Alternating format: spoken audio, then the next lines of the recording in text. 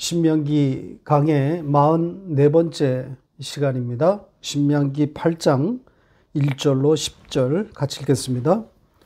내가 오늘 명하는 모든 명령을 너희는 지켜 행하라. 그리하면 너희가 살고 번성하고 여호와께서 너희의 조상들에게 맹세하신 땅에 들어가서 그것을 차지하리라. 내 하나님 여호와께서 이 40년 동안에 내게 광야 길을 걷게 하신 것을 기억하라. 이는 너를 낮추시며 너를 시험하사 내 마음이 어떠한지 그 명령을 지키는지 지키지 않는지 알려 하심이라.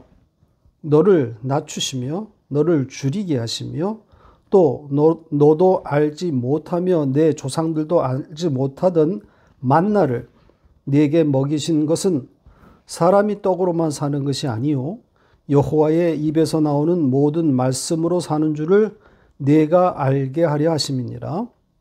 이 40년 동안에 내 의복이 헤어지지 아니하였고 내 발이 부르트지 아니하였느니라. 너는 사람이 그 아들을 징계함 같이 내 하나님 여호와께서 너를 징계하시는 줄 마음에 생각하고 내 하나님 여호와의 명령을 지켜 그의 길을 따라가며 그를 경외할지니라. 내 하나님 여호와께서 너를 아름다운 땅에 이르게 하시나니 그곳은 골짜기든지 산지든지 시내와 분천과 샘이 흐르고 밀과 보리의 소산지요 포도와 무화과와 송류와 감람나무와 꿀의 소산지라. 내가 먹을 것에 모자람이 없고 내게 아무 부족함이 없는 땅이며 그 땅의 돌은 철이요 산에서는 동을 캘 것이라. 내가 먹어서 배부르고 내 하나님 여호와께서 옥토를 내게 주셨으므로 말미암아 그를 찬송하리라. 아멘. 신명기 8장으로 넘어왔는데요. 8장은 크게 두 부분으로 나누어져 있습니다.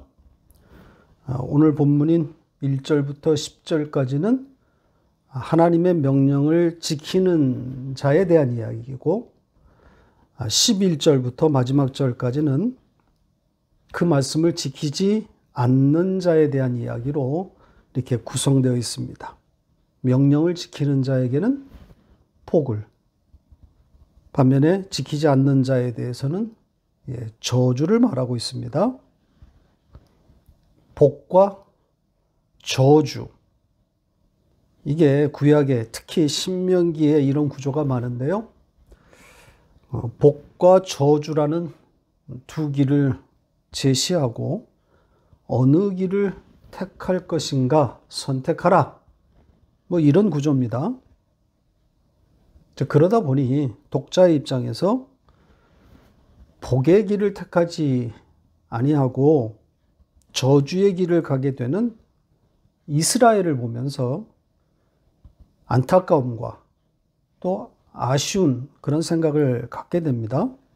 하나님께서 그렇게 좋은 길을 보여주셨는데 왜 이스라엘은 끊임없이 그 길을 가지 않고 저주의 길을 가는 걸까?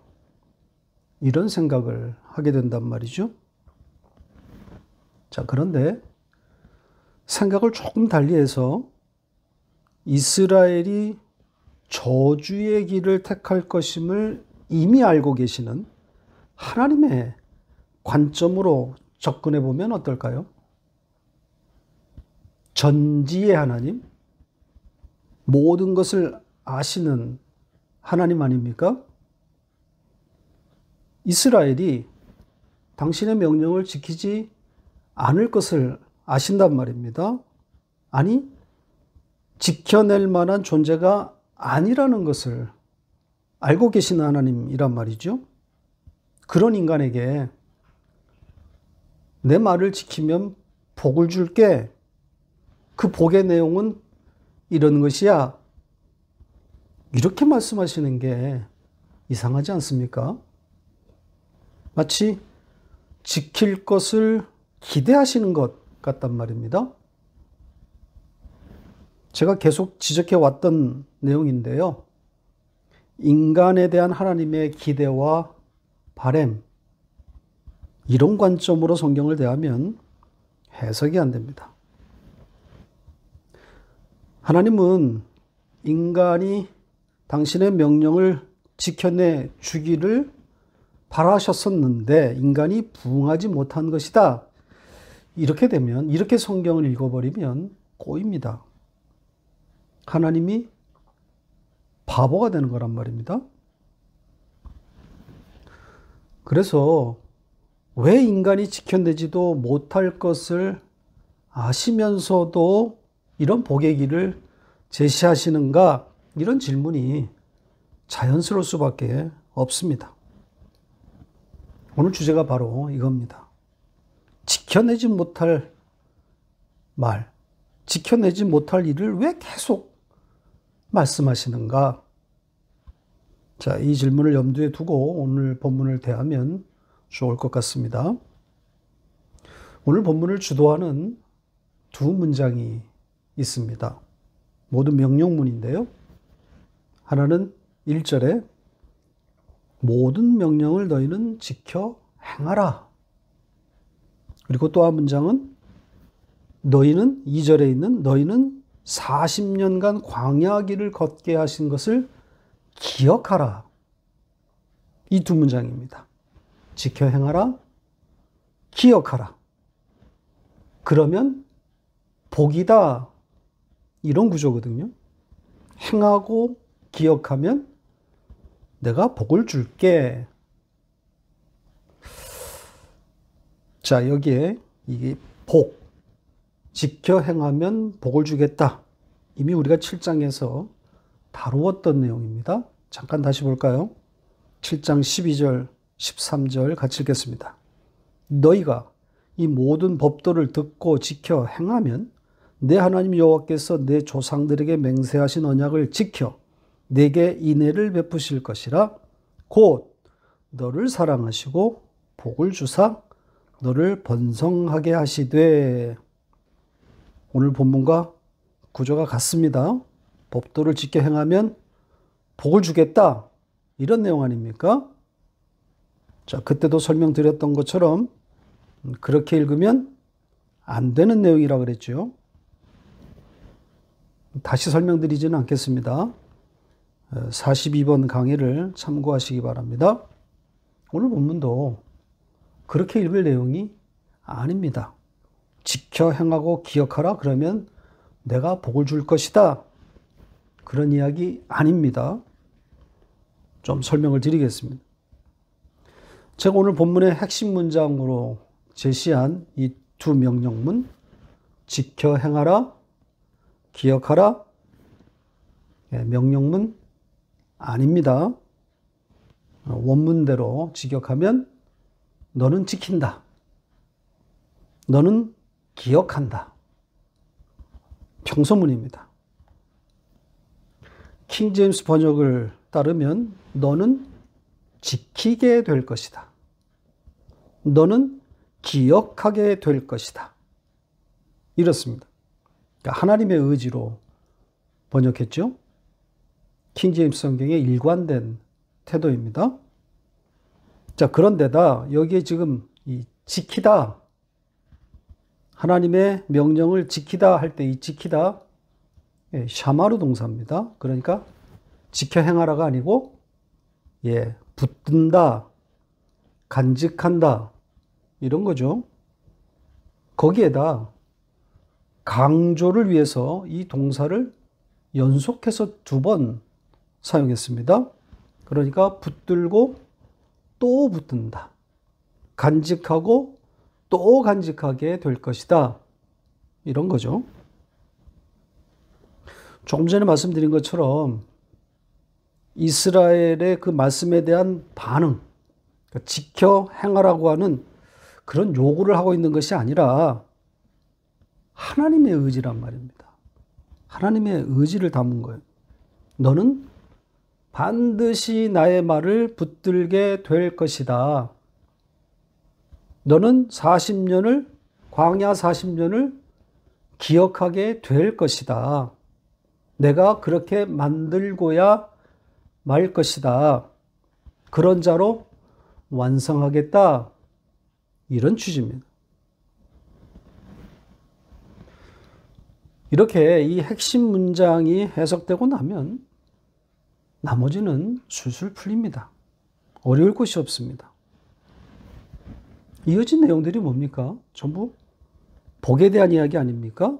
그 말을 붙들고 그 광야 40년을 기억하게 되면 기억함으로 주어지는 풍성한 복들, 자, 그런 내용들이 열거되어 있습니다. 자, 이것도 우리가 앞에서 다룬 내용들이죠.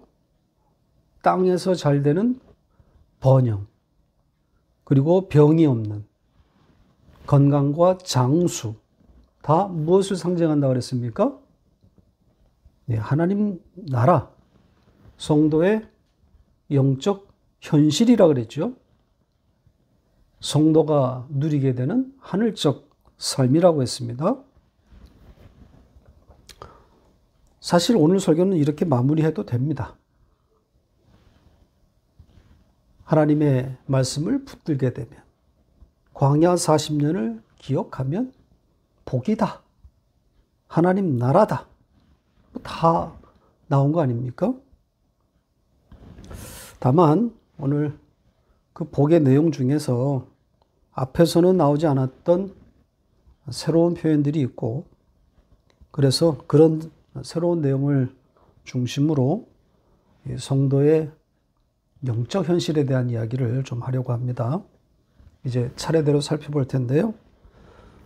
이미 나왔던 내용들은 요약하는 정도이고, 새로운 내용을 중심으로 설명을 드리도록 하겠습니다. 1절부터 볼까요? 자, 1절에는 그 복에 대해서 어떻게 말하고 있습니까? 너희가 살고 번성하고 조상들에게 맹세하신 그 땅에 들어가 차지할 것이다. 이렇게 되어 있습니다. 앞에 다 나왔던 내용들이죠. 가나안 정복과 그리고 그 땅에서의 풍요를 말하고 있습니다. 문자적으로는 아무런 의미가 없다고 그랬습니다. 그런 일이 일어나지 않았기 때문입니다. 그러니까 하나님 나라의 풍요, 영적 현실, 하늘의 그 만족을 말하고 있는 겁니다. 부족함이 없는 진정한 행복이라는 거죠. 자, 2절로 갑니다. 새로운 내용들로 가득합니다. 너희는 광야 40년을 기억하게 될 것인데, 그것을 기억해야 하는 이유 혹은 목적을 세 가지로 말하고 있습니다. 차례대로 볼까요? 첫째는 뭐라 그럽니까? 낮추기 위함이다. 자, 낮추기 위함이다. 여기 낮추다. 이 낮추다라고 번역된 이 단어는 고통스럽게 하다, 압박하다, 이런 의미입니다. 그러니까 너를 괴롭게 하기 위함이다. 너를 압박하기 위함이다. 이렇게 되는 거죠. 그러니까 하나님이 이스라엘을 괴롭게 하기 위해서 40년 광야, 이것을 그들에게 주었다. 이런 이야기가 되는 겁니다. 그러니까 광야 40년이 너희를 괴롭히기 위함이어서, 해석을 덧붙이면 이런 거란 말이죠. 그러니까 가나안에 들어오기까지 40년의 괴로운 생활이 있었다는 겁니다. 자, 가나안에 이르기까지의 40년의 광야 생활, 무엇을 뜻하는 거겠습니까? 뭘 상징하는 거겠습니까? 성도의 세상살이 아니겠습니까? 요한계시록의 표현으로 하면 광야 1260일, 3년 반인 거죠. 양육인 겁니다. 그러니까 죄 아래 두어서 예수가 아니면 살 방법이 없음을 반복적으로 배우게 되는 성도의 세상살이를 상징하고 있는 겁니다. 두 번째 목적은 뭐라고 되어 있습니까? 시험하기 위함이다. 자, 우리 성경 번역에 따르면 이 시험을 왜 하시는지, 시험의 목적 혹은 동기가 나와 있습니다. 다시 보시죠. 그렇죠? 시험하사 내 마음이 어떠한지, 그 명령을 지키는지 아닌지를 알려 하심이다. 그러니까 너의 마음을 알려고 내가 시험하는 것이다. 이런 취지인 거죠. 그러나 원문은 그렇게 되어 있지 않습니다. 여기에 시험하다와 알다, 이 두 문장이 종속 관계로 되어 있지 않고 독립되어 있습니다. 그러니까 시험하는 행위와 아는 행위 사이에 인과관계가 없다는 겁니다. 그러니까 시험하고 그리고 또 알게 하려고 40년 그 광야 생활을 기억하게 하는 것이다. 이렇게 되어 있습니다. 따라서 하나님이 이스라엘을 시험하기 위해서 광야 40년을 걷게 하셨다. 자, 이런 건데요. 이것 또한 이 앞에 나와 있는 괴롭게 하다, 압박하다, 그것과 맥을 같이 하는 거죠. 그러니까 하나님이 이스라엘을 시험한다는 것은 그들을 더 강한 자로 단련시키기 위함이 아니라 오히려 그들의 자격 없음을, 그들의 믿음 없음을 드러내겠다는 그런 취지입니다. 그들을 믿음 없는 자리로 끌어내리겠다는 거죠. 가나안에 합당한 자가 아니라는 것을 드러내겠다는 겁니다. 그걸 보게 해 주겠다는 겁니다. 그래서 그들의 공로로는 가나안에 들어갈 수 없다는 것을 알게 하려는 거죠. 뭘 배우라는 거겠습니까? 속량을 배우라는 겁니다. 대가가 지불되었다는 것을 알라는 거죠. 가나안에 들어가는 유일한 길은 그 대가를 치르신 예수, 십자가밖에 없다는 거죠. 구원에 다른 길이 있습니까? 자, 세 번째는 광야 40년을 기억하게 하는 이유는 조금 전에 말씀드린 것처럼 알게 하려 합니다. 내 마음이 어떠한지, 내가 명령을 지키는지 아닌지를 알게 하기 위함이다. 이거죠. 여기에 지금 명령을 지키다. 여기 이 지킴도 당연히 샤마르 동사입니다. 붙드는지 아닌지. 그것을 간직하는지 아닌지. 그런 의미인 거죠. 무슨 뜻이겠습니까? 결국 앞의 내용과 다 같은 거죠. 너희들이 내 말을 붙들고 있지 않음을 알게 하겠다는 겁니다. 그래서 그들의 그 마음, 그 믿음 없음의 마음을 보게 해주겠다는 거예요. 알게 해주겠다는 거예요. 전부 자격 없음을 드러내겠다는 그런 하나님의 의도인 겁니다. 자, 이 정도 하고 3절로 갑니다. 자, 여기서는 이스라엘의 광야 40년 가운데 하나님께서 그들에게 행하신 일들, 하나님의 행위들이 나열되어 있는데요. 세 가지가 언급되어 있습니다. 하나님의 행위 세 가지. 뭐라고 되어 있습니까? 너를 낮추겠다. 너를 줄이게 하겠다. 그리고 만나를 먹이겠다. 이런 내용들입니다. 너를 낮추셨다. 너를 줄이게 했다. 그리고 만나를 먹였다.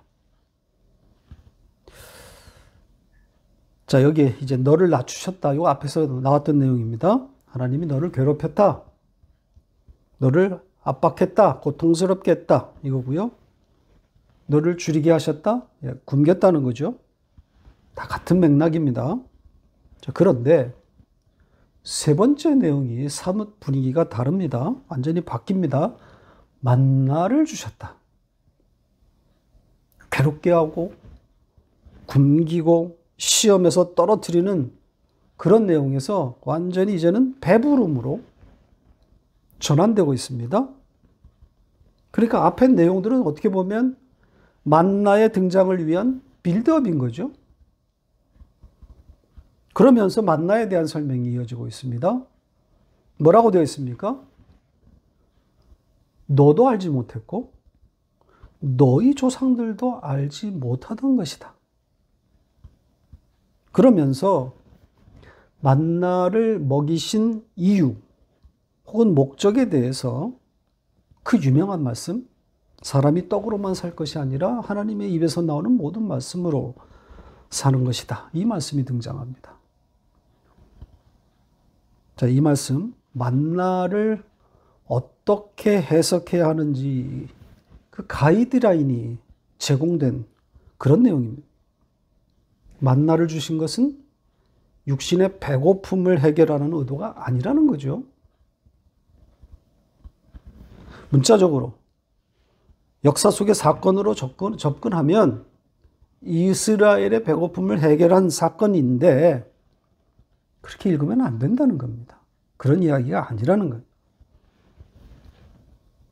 사람이 사는 것은 이 만나의 문자적인 뜻, 그 떡이 아니라 하나님의 입에서 나오는 그 만나가 상징하는 말씀, 그 말씀으로 사는 것이다.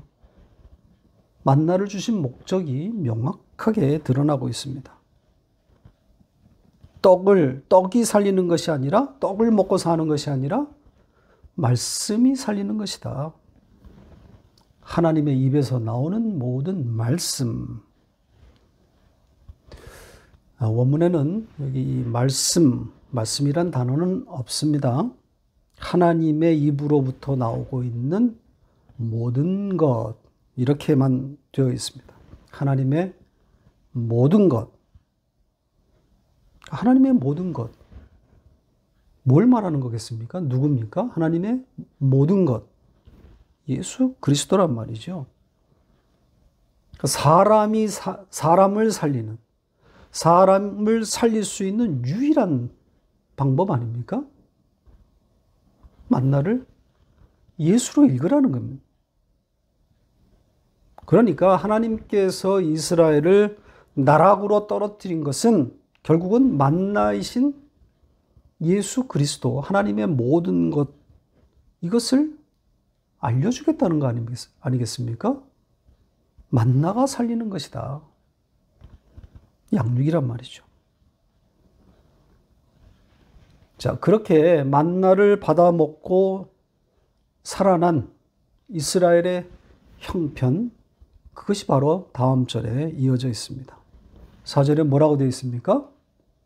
40년 광야 생활 동안 의복이, 옷이 헤어지지 않았다. 너의 발이 부르트지 않았다. 역시 문자적인 뜻은 없습니다. 하늘 양식인 만나, 하나님의 모든 것인 그 모든 말씀, 그것을 받아 먹은 이스라엘의 영적 현실을 의미하는 거겠죠. 다음 내용으로 갑니다. 5절과 6절인데요. 역시 명령문으로 되어 있지만 아닙니다. 너는 알게 될 것이다. 너는 붙들게 될 것이다. 자, 무엇을 알게 될 것이라고 합니까? 우리 성경은 생각하다로 번역했는데 아닙니다. 안다는 겁니다. 하나님이 너를 징계한다는 것을 너는 알게 될 것이다.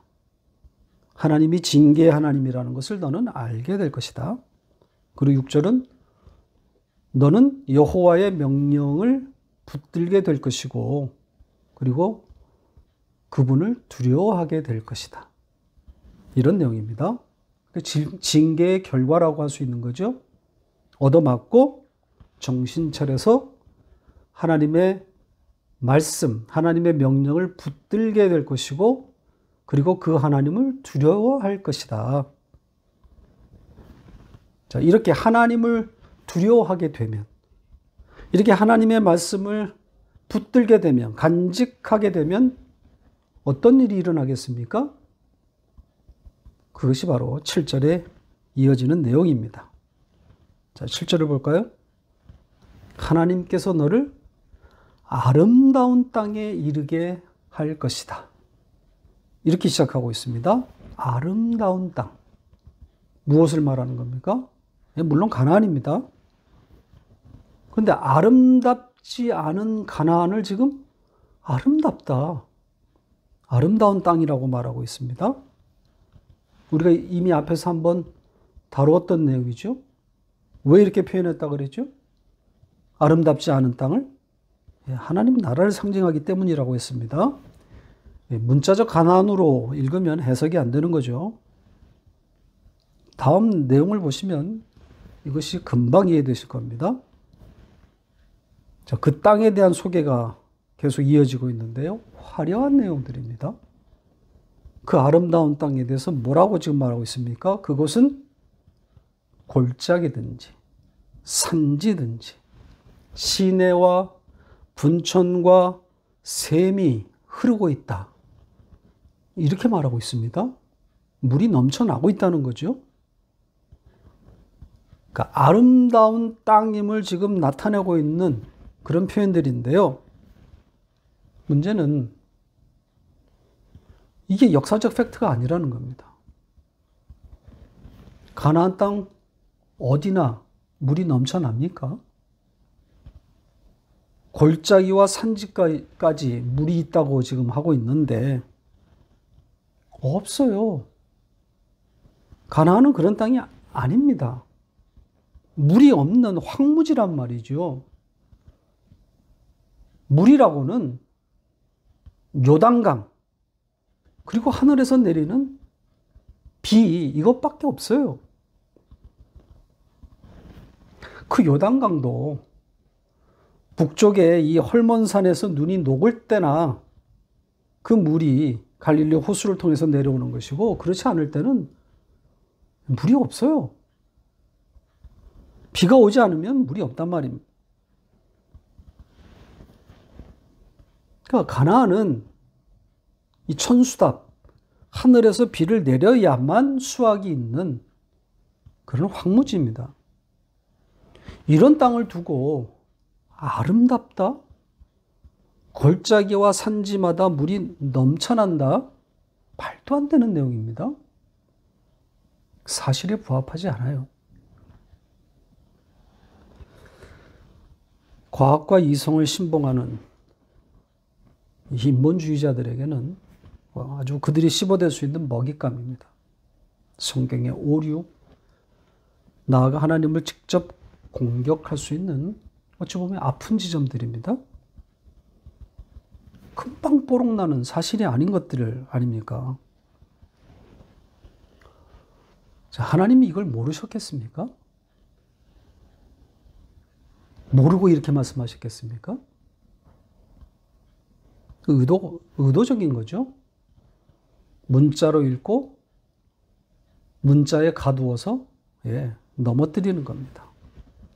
계시가 없는 자들의 운명인 거죠. 성경에 여기뿐 아니라 이 같은 내용이 많습니다. 걸려 넘어질 그런 지뢰밭들이 쫙 깔려 있단 말입니다. 과학과 이성의 논리로는 넘어갈 수 없는, 반드시 걸려 넘어질 내용들입니다. 성경의 문법, 즉 하늘의 계시로만 읽혀질 수 있는 거죠. 가나안이 그 가나안이 아니라는 것을 아는 자들, 계시로 아는 자들, 그들에게는 오늘 같은 이런 말씀들이 걸릴 게 없어요. 막힐 것이 없습니다. 하나님 나라, 성도의 영적 현실을 상징하고 있기 때문에 아름다운 땅, 산과 골짜기에 물이 넘쳐나는 땅, 문제 없습니다. 당연한 거 아닙니까? 하나님 나라의 풍요함을 말하고 있는 거 아닙니까? 자, 계속되는 하나님 나라의 형편을 표현하고 있는 내용들 계속 이어지고 있습니다. 8절에는 뭐라고 되어 있습니까? 밀과 보리의 소산지요, 포도와 무화과와 석류와 감람나무와 꿀의 소산지, 이렇게 되어 있습니다. 소산지, 이건 의역이고요. 그냥 땅입니다. 원문대로 하면 밀과 보리와 포도와 무화과와 석류의 땅, 이렇게 되어 있고요. 그리고 감람나무의 기름과 꿀의 땅, 기름과 꿀의 땅, 이렇게 되어 있습니다. 그러니까 전부 풍요를 말하고 있는 거죠.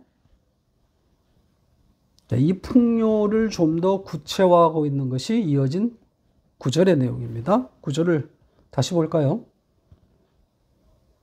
자, 여기 보시는 것처럼 모자람이 없고 부족함이 없는 땅이라 그러죠. 역시 풍요와 번영이죠. 그러면서 그 땅의 돌은 철이고 산에서는 동을 캘 것이다. 자원의 풍부함을 말하고 있는 거죠. 역시 문자적으로 대할 내용이 아닙니다. 이스라엘이 철과 동의 나라라는 말을 들어본 적이 있습니까? 이스라엘은 자원이 없는 나라로 유명한 나라입니다. 철과 동은 이 이스라엘의 남쪽 네게브 사막에서 아주 조금 그렇게 생산되는 것으로 알려져 있습니다. 그러니까 자원이 거의 없는 나라예요. 따라서 그렇게 읽을 내용이 아닌 거죠. 앞에서 말씀드린 것처럼 하나님 나라를 설명하기 위함입니다. 성도의 영적 현실을 담고 있는 겁니다. 10절도 같은 내용입니다. 뭐라고 되어 있습니까? 배부르고 따라서 하나님의 그 주심으로 인해 찬송할 것이다. 이렇게 되어 있죠. 배부름과 찬송이 연결되어 있습니다. 그러니까 육적 배부름이 아니라는 것을 지금 말하고 있는 거죠. 하나님을 알지 못하는 자도 배부르면 노래한단 말입니다. 그런 이야기가 아니라는 거죠. 다 상징적인 표현들입니다. 하나님 나라의 형국, 성도의 영적 현실을 담고 있는 겁니다. 말씀을 맺겠습니다. 하나님 나라를, 천국을 이보다 더 잘 표현한 곳이 있을까 싶을 정도의 주옥 같은 내용들이었습니다. 모자람이 없고 부족함이 없고 배를 두들기며 찬송하는 것. 찬송, 위의 말이라 그랬죠. 하늘의 말, 주님과 같은 말, 주님과 같은 말을 하고 있는 거죠. 비록 우리가 이 광야 40년의 세상 살이를 통해서 육적 현실의 쓰라림을 달고 살지만 하나님의 열심에 따라서 간간히 터지는 찬송이 있습니다. 하늘의 현실이 벅차게 밀려 들어올 때 그때 터지는 찬송이란 말입니다. 세상과 나는 관계없고 오직 구속한 주님만 보이는 바로 그 행복, 그것 말입니다. 마음으로 늘 사모하는 그 자리. 그러나 육체라는 놈 때문에 수시로 방해받고 그래서 잊어버리고 놓쳐버리는 그 자리. 우리가 돌아가야 할 자리입니다. 첫사랑의 그 자리로 돌아가야 하지 않겠습니까? 기도하십시다. 그 사랑의 회복을 위해, 그 첫 자리, 원자리를 위해 기도해야 하지 않겠습니까? 하나님과 진지하게 대화하는 시간을 가지시기를 바랍니다. 이제 여러분의 기도로 채우시기 바랍니다.